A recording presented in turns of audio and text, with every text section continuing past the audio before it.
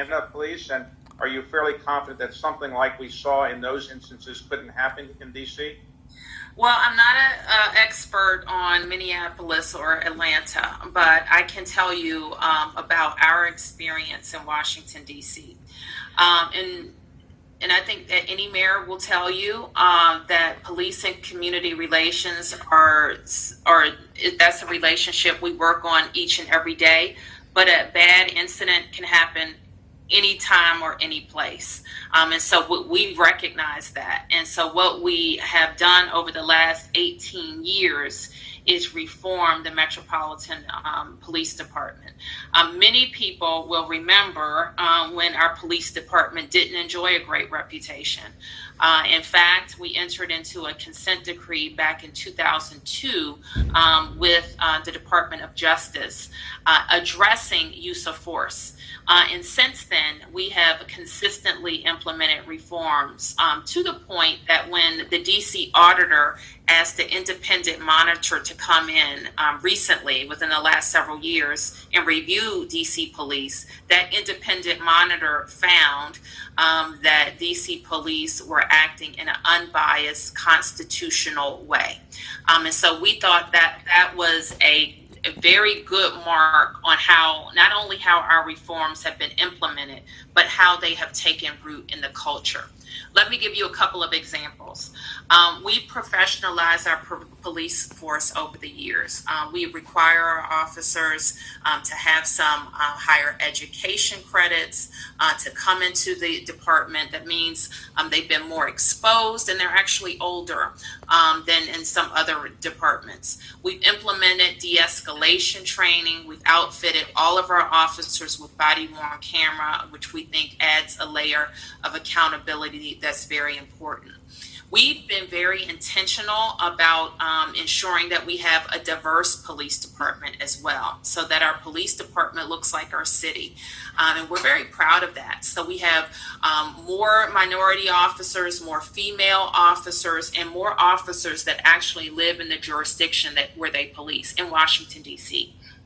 In my current budget before the council, I doubled down on DC resident police officers in a program that we're very proud of that hires DC high school students, pays them as civilians in the police department, sends them to the University of the District of Columbia, and then they can enter the police academy as people who grew up here in DC. So we're very that. Now, there is a movement in many cities, and I think somewhat in D.C., to reduce funding for the police departments. Some people want to defund it completely, but you have resisted that. So you're fairly confident that you can get your budget through for the city council? Well, the city council is reviewing it. I know that they're hearing a lot of the calls that you hear, that I've heard, and in some jurisdictions may be valid calls for shifting resources. But we know that DC residents and taxpayers have been very generous to the government in allowing us to make investments across the board. So just in the 5 budgets that I've sent to the council, for example, since I've been mayor for the last 5.5 years, we have seen police investments go up by 12% over 5 years.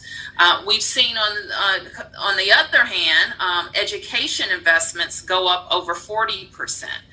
In my current budget, despite the fact that we saw an $800 million dive in revenues, I actually increased public education spending by 3%.